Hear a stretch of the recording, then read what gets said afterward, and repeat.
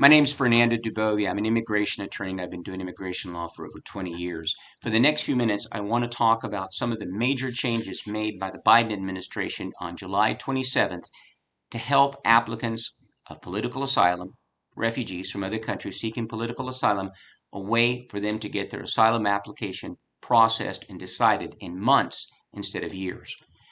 The most important of the changes made by the Biden administration on July 27th, in my opinion, was it permits asylum officers at the initial interview to approve an asylum application. Here's what that means.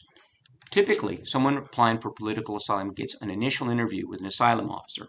They don't see the immigration judge. They first go to an asylum officer to explain their story. This is called a credible fear interview. The point of that interview is for the asylum officer to decide if that person has a credible fear of returning to his country, his or her country, and if it's based on reasons that are covered for asylum or withholding or one of those other protections.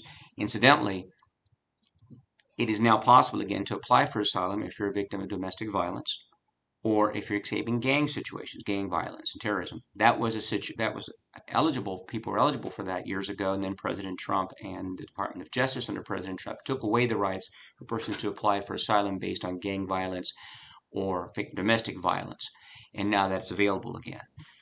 Also, one of the big changes we're seeing right now is for Nicaragua. There's some dramatic changes in what's going on in Nicaragua, and that has opened the door for persons from Nicaragua to better show their case for asylum.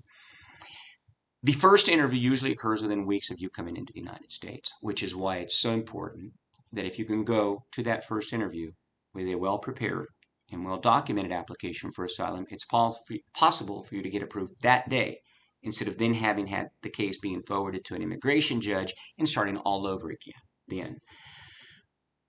The key to be able to document a good case, number one, is to have the family member prepared as to what happened, why they left. And for that, it's a good idea to ask that family member who's applying for asylum to do a letter to the judge explaining in their words what happened, why they had to leave the country, what they tried to do in between, why they fear returning to their country. If they were actually injured, if they were attacked by someone, they went to a doctor, or they got a wound by a knife or a gun, or they had a family member murdered, the medical records or the death certificate will help document what happened to that person. If the person went to the police and filed a report with the police, look, these gang members are threatening me, they're going to kill my son, or whatever that situation is, the copy, whatever the complaint they filed with the police. If they didn't go to the police, they didn't explain in their letter why they didn't go to the police. But if they didn't go to the police, that helps.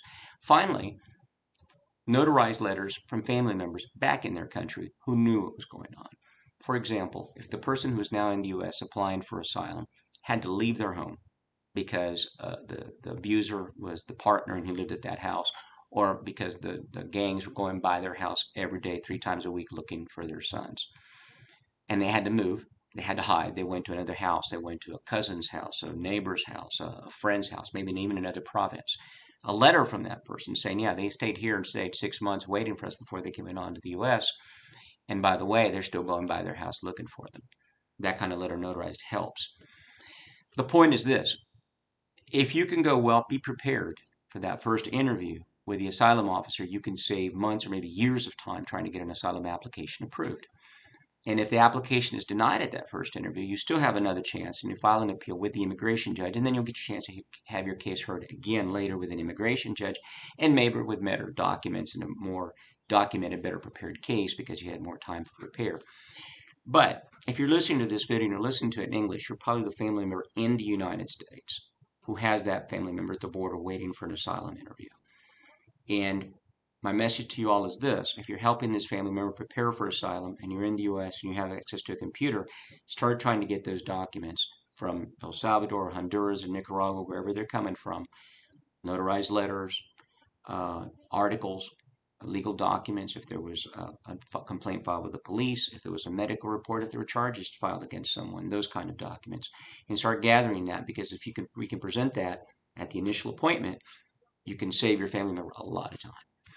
My name is Fernando Dubovia. I've been doing this for over 20 years. If you have any questions, you can call our office, or you can talk to us by Facebook, or you can call our office at 214-948-7571.